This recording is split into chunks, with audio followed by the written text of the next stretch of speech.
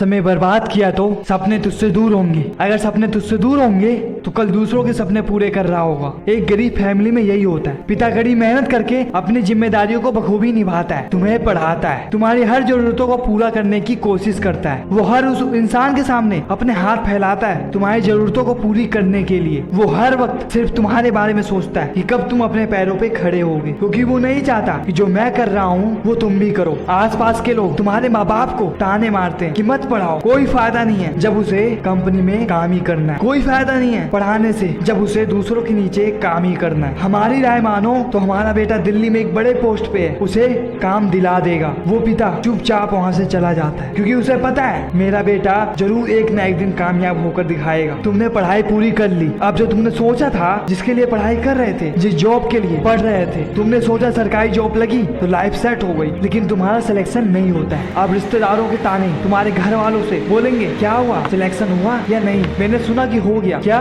नहीं हुआ, हमें पता था कुछ नहीं कर पाएगा, जाकर कहीं काम कर। खामखा में पढ़ा रहे थे, पैसे बर्बाद कर रहे थे। मैंने कहा था ना कोई फायदा नहीं होगा पढ़ाने से, मुझे लग ही रहा था। हमारी बात मानो तो शर्मा जी के बेटे बड़ी पोस्ट पे हैं, वो तुम्हारे बेटे को काम दे देगा और तुम उन सभी लोगों की बातों को मानकर पहुंच जाओगे कंपनी जहां तुम्हारे सालों की मेहनत, उस पिता के संघर्ष को भूल जाओगे। ऐसा इसलिए दोस्त क्योंकि तुम्हें लगता था कि सरकारी जॉब तुम्हारी जिंदगी बदल सकती है, तुम्हारी लाइफ सेट कर सकती है। अब किसी काम के नहीं, ऐसा तुम्हें लग रहा है। आसपास के लोग तुम्हारे माँ बाप को बातों से बेइज्जत कर रहे हैं। तुम्हें लगने लगा होगा कि मैं कुछ नहीं कर पाऊंगा, क्योंकि तुम्हारे माइंड में ये बात घुसाई गई थी कि सरकारी जॉब ही तुम्हारे लिए सब कुछ है। अब पहुंच जाओगे मजदूरी करने के लिए, काम खोजने लगोगे। कंपनी के बाहर कई घंटे खड़े होने के बाद तुमसे तुम्हारा रिज्यूम मांगेगा और फिर लगा देगा तुम्हें काम पर, जहाँ 10 से 12 हजार की नौकरी करते रहना। महीने में तुम्हारी सैलरी आएगी और गधों की तरह मेहनत करते रहना। मेहनत तुम करोगे, सपने किसी और के पूरे होंगे। रात भर तुम जगकर काम करोगे और पैसे किसी और के बनेंगे। गालियाँ तुम सुनोगे, नाम किसी और का गूंजेगा। बॉस, अगर ऐसी जिंदगी जीनी है तो भुला दे अपने पिता के संघर्ष को, जी ले ऐसी जिंदगी, बन जाओ दूसरों के गुलाम, क्योंकि राजा वही बनता है जिसमें अपने सपनों को पूरे करने की जिद होती है। क्योंकि बिना चोट के एक पत्थर मूर्ति नहीं बनता और बिना जख्म के व्यक्ति महान नहीं बनता। बॉस, इतिहास वही लिखता है जिसके जख्मों में भी